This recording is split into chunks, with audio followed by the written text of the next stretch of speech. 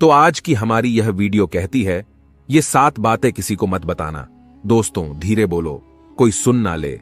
ये बात हम सबके कानों में पड़ी होगी और हमारे मुंह से भी कई बार निकली होगी, लेकिन सोचने की बात यह है कि यह वाक्य कब कब हमारे मुंह से निकलता है और कब कब हमारे कानों में पड़ता है, क्योंकि ऐसे काफी गुप्त राज होते हैं जो हम दूसरों के कानों में पड़ने नहीं देना चाहते। और अक्सर परिवार में अशांति का कारण हम स्वयं ही होते हैं।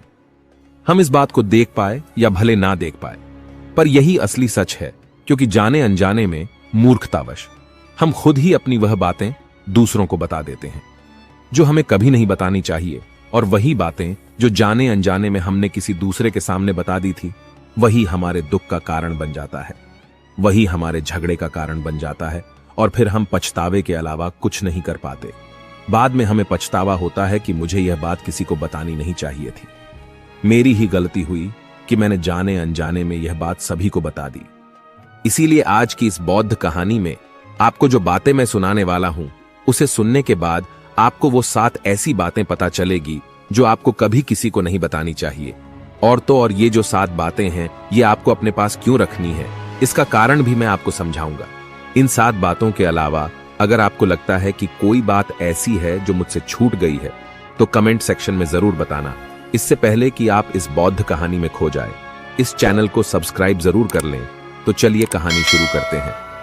एक समय की बात है, एक नगर में रामू नाम का एक युवक रहता था। वह युवक बहुत गरीब था, कुछ पैसा नहीं था। उसके पास 2 वक्त की दाल रोटी भी बड़ी मुश्किल से उसे नसीब होती थी। किसी काम की तलाश में दिन रात खोज करने पर भी उसे कोई काम नहीं मिल रहा था। फिर एक दिन उसने अपनी पत्नी के सामने अपनी सारी समस्या बता दी। उसने अपनी पत्नी को कहा, मैं जिस जगह भी काम मांगने के लिए जाता हूं, तो हर कोई मुझे यह कहकर काम नहीं देता कि हमारे यहां काम की जरूरत नहीं है। मैं काम की तलाश कर करके थक चुका हूं। मुझे समझ नहीं आता कि मैं तुम लोगों का पेट कैसे भरूं, अपने बच्चों को कैसे पालूंगा, और यह चिंता मुझे दिन रात खाए जा रही है। यह सुनकर उसकी पत्नी ने कुछ सोचकर कहा, तुम एक आदमी के पास सिर्फ एक बार ही काम मांगने के लिए जाते हो, और जब वह काम नहीं देता तो तुम दोबारा उसके पास नहीं जाते।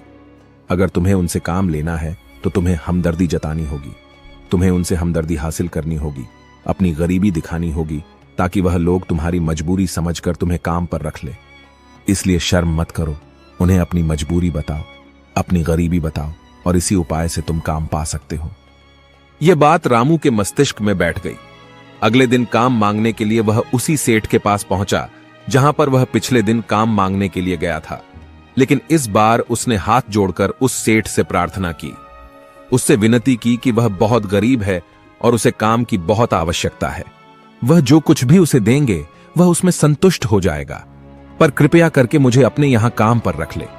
उसकी यह हालत देखकर उस सेठ ने उसे अपने यहां काम पर रख लिया। वह रोज वहां पर काम पर जाने लगा। अंदर ही अंदर वह खुश तो था कि उसे काम तो मिल गया, लेकिन उसे वेतन दूसरे लोगों से कम मिलता था।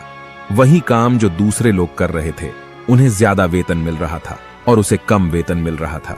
जब इस बारे में उसने अपने सेठ से कहा, तो सेठ ने कहा कि देखो भाई, तुम्हें काम की जरूरत थी, मैंने तुम्हें काम दिया। मेरा धन्यवाद करने की बजाय तुम मुझसे शिकायत कर रहे हो। यह कैसी एहसान फरामोशी है। यह सुनकर रामू वहीं पर चुप हो गया। बात कहीं ना कहीं सत्य थी। सच थी कि सेठ ने तो उसे उसकी मजबूरी के हिसाब से ही काम दिया था, और इसीलिए वह उसे अपने अनुसार ही वेतन देता था। लेकिन धीरे धीरे उसने यह बात अपने सगे संबंधियों और अपने दोस्तों को भी बताना शुरू कर दी कि उसका सेठ कैसा आदमी है और उसे कितना वेतन देता है। समय बीतता रहा और रामू पूरी लगन के साथ अपना काम करता रहा। लेकिन अब परिस्थितियां बदलने लगी थीं। सेठ अब रामू से दूसरे लोगों से ज्यादा काम लेता था और उनसे कम वेतन उसे देता था। यह बात रामू के मन को बहुत खलती थी। वह दूसरों से ज्यादा मेहनत कर रहा था और उनसे कम वेतन पा रहा था। इससे उसके आत्मसम्मान को बहुत गहरी चोट पहुंची। अब धीरे धीरे उसका मन अपने काम से हटने लगा। उसका मन काम में लगता ही नहीं था। जाहिर सी बात है कि ऐसी जगह किसका मन लगेगा जहां आदमी को अपने आत्मसम्मान के साथ समझौता करना पड़े। इसीलिए जल्द ही उसने अपना काम छोड़ दिया और वह घर पर आकर खाली बैठ गया। अब उसके पास घर का खर्चा चलाने के लिए भी पैसे नहीं बचे थे। इसीलिए उसने अपने सगे संबंधियों और अपने दोस्तों से सहायता मांगनी शुरू की। लेकिन उसके दोस्त उसके सामने तो उसे दया का पात्र समझते थे। उसे दिलासा देते थे, लेकिन पीछे से उसका मजाक उड़ाते थे। वह कहते थे, कितना बेवकूफ है, सेठ ने इतना काम लिया और बेचारे को पैसे भी नहीं दिए। अरे हम इसको पैसे दे दें तो ये कल हमारा भी पैसा नहीं वापस कर पाएगा। इसकी ऐसी हालत है, काम तो इसके पास कुछ है नहीं, पैसा कहां से लाकर देगा। और इसी वजह से रामू की हालत दिन पर दिन खराब होती जा रही थी।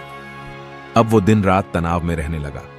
वही दोस्त, वही सगी संबंधी जो उसके अपने होने का दिखावा करते थे, वो उसे दया का पात्र समझ रहे थे। उन्हें उसके ऊपर तरस आ रहा था।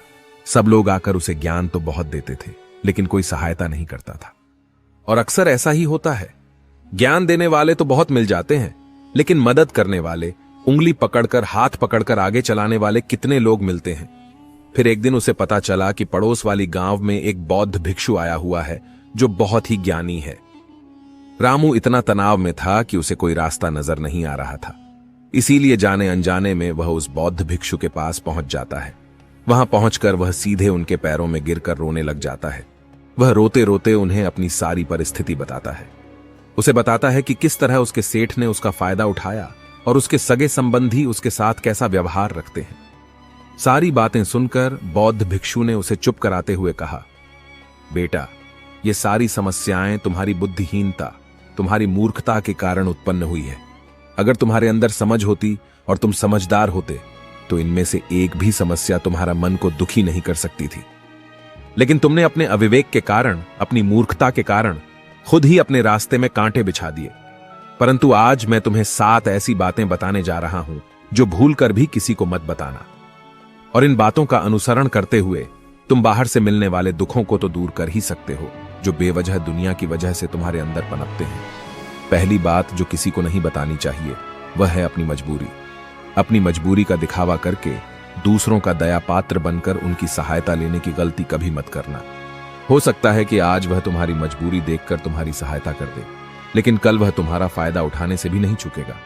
और अगर फायदा भी नहीं उठाया तो दूसरों के सामने तुम्हारा मजाक बनाने में वह आदमी कभी नहीं झुकेगा। इसीलिए कभी भी अपनी मजबूरी का दिखावा मत करो। अगर घर में 2 रोटी है, सूखी रोटी है, तो वहीं खाकर सो जाओ, लेकिन दूसरों को इसके बारे में भनक तक नहीं लगनी चाहिए। जरा आप खुद सोचो, मजबूरी बताने का क्या कारण होता है एक इंसान का? या तो वह दूसरों से सहानुभूति हासिल करना चाहता है या उनसे कोई आर्थिक मदद चाहता है। लेकिन अगर दोनों ही परिस्थितियों को आप देखें तो दूसरा आदमी आपका फायदा उठाने से नहीं चूकेगा। और अगर वह फायदा नहीं भी उठाएगा तो अपनी नजर में तो वह आपको मूर्ख ही समझेगा, बेवकूफ समझेगा, और दूसरों के सामने आपका मजाक तो जरूर बनाएगा। इसीलिए अपनी मजबूरी के बारे में कभी किसी को मत बताना। दूसरी बात जो किसी को भी नहीं बतानी चाहिए वह है अपनी अतीत की गलतियां और भविष्य की रणनीतियां। जरा सोचो कि अगर हम अपने अतीत की गलतियां किसी दूसरे को बताते हैं तो उसका क्या प्रभाव होगा। वह गलतियां तो ठीक नहीं की जा सकती, जाहिर है, तो उन्हें बताने का क्या कारण रह जाता है? आप अपने अंधेरे पक्ष को खुद दुनिया के सामने बता रहे हो, खुद अपनी गलतियां दूसरों के सामने बता रहे हो। इससे उस आदमी की नजर में आपका चरित्र कमजोर हो जाएगा और वह भविष्य में हमेशा आपको उसी नजरिए से देखेगा। इसीलिए किसी भी आदमी की नजर में अपना चरित्र गठित मत होने दो। और जरा सोचो कि आप व्यर्थ में ही अपने भविष्य की रणनीतियां दूसरों के सामने बता रहे हो। जो लोग आपके काम का हिस्सा ही नहीं है, उनके सामने अपने भविष्य की रणनीतियां, अपनी डींगे हाँकने का क्या फायदा? वह लोग आपकी सहायता तो नहीं करेंगे, लेकिन आपकी भविष्य की रणनीतियों में बाधा जरूर बन सकते हैं। आप खुद अपनी विवेक का इस्तेमाल करिए और सोचिए कि आपके साथ भी ऐसा हुआ है कि आपने अपनी भविष्य की रणनीति किसी को बताई हो और वह कामयाब ही ना हुई होगा। जरा गौर से सोचिए। तीसरी बात जो किसी को नहीं बतानी चाहिए वह है अपने घर की बातें।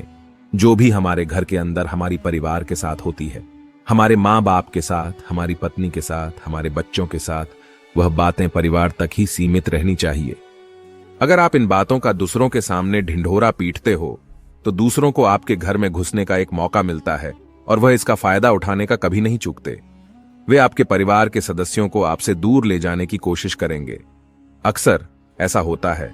हम समाज में देखते हैं कि हम अपने घर के झगड़ों को कम करने के लिए उन झगड़ों को अपने पड़ोसियों और दूसरे सगे संबंधियों को बताते हैं, लेकिन इससे आपको सहायता कभी नहीं मिली होगी, बल्कि आपके घर की लड़ाई झगड़े और ज्यादा बढ़ गए होंगे और वह जाहिर है कि बढ़ेंगे। अगर आप अपने माँ बाप की बात दूसरों को बताएंगे तो आपकी माँ बाप को बुरा लगेगा। यही कि हमारा बेटा हमसे बताए बगैर दूसरों को ये बातें बता रहा है। इसीलिए अपने घर की बातें और अपने घर की लड़ाई झगड़े किसी के सामने मत बताना। अगली बात जो मैं आपको बताने जा रहा हूं, जो किसी को नहीं बतानी चाहिए, वह सुनने पर बहुत अजीब लग सकती है, और वो है कि आप अपनी आमदनी किसी को मत बताना। अब अपनी आमदनी न बताने के पीछे क्या कारण हो सकता है? जरा सोचिए कि आप अपनी आमदनी अपने दोस्तों को बता देते हैं, तो इस हालात में केवल दो बातें हो सकती है। या तो आपकी आमदनी उनसे ज्यादा हो सकती है, या तो फिर आपकी आमदनी उनसे कम हो सकती है। अगर आपकी आमदनी उनसे ज्यादा है, तो जब आपके दोस्तों को जरूरत पड़ेगी तो वह सिर्फ आपको ही याद करेंगे, क्योंकि उनको पता है कि अगर आपकी आमदनी ज्यादा अच्छी है तो आप ही उनकी मदद कर सकते हैं, और इसीलिए ज्यादा लोग आपसे सहायता मांगेंगे। और जब आप उनकी सहायता नहीं करेंगे तो वह सोचेंगे कि इस आदमी के पास पैसे हैं, मेरी सहायता कर सकते हैं, लेकिन यह फिर भी मेरी मदद नहीं कर रहा है। और इसीलिए आपकी आमदनी आप दोनों दोस्तों के बीच एक झगड़ों का कारण हो सकती है। और इसी जगह आपकी कम आमदनी होगी तो लोग मजाक उड़ाएंगे, वह आपको कमजोर भी समझ सकते हैं, और ऐसी हालत में बहुत कम लोग मिलते हैं जो आपके पीठ पीछे आपका मजाक न बनाए, और ज्यादा होगी तो सहायता मांगेंगे। तो अपनी आमदनी बताने में दोनों हालातों में आपको ही परेशानी होगी, इसीलिए अपनी आमदनी बताने की कोई जरूरत नहीं है। अगली बात जो मैं आपको बताने वाला हूं, उसे अपनी गांठ बांध लेना और किसी को यह बात मत बताना। अपनी कमजोरी और अपनी ताकत अक्सर इंसान को पता नहीं होता है कि उसकी कमजोरी या उसकी ताकत क्या है। लेकिन अगर आपको अपनी कमजोरी और अपनी ताकत पता है तो पहली बात तो आप बहुत ही बुद्धिमान आदमी हैं, और दूसरी बात कि आपको यह बातें किसी को पता नहीं लगने देनी है, क्योंकि अगर आपकी कमजोरियां दूसरों को पता चल गईं और अगर भविष्य में आप दोनों दुश्मन बन जाते हैं तो वह आपकी कमजोरियों का फायदा उठाएंगे, और अगर उनको आपकी ताकत पता चल गई तो वही ताकत आपकी कमजोरी बन जाएगी, क्योंकि वह ताकत दूसरे आदमी को पता है, और वह ताकत का तोड़ भी आज नहीं तो कल ढूंढ ही लेगा, क्योंकि हर शेर का सवा शेर होता ही है।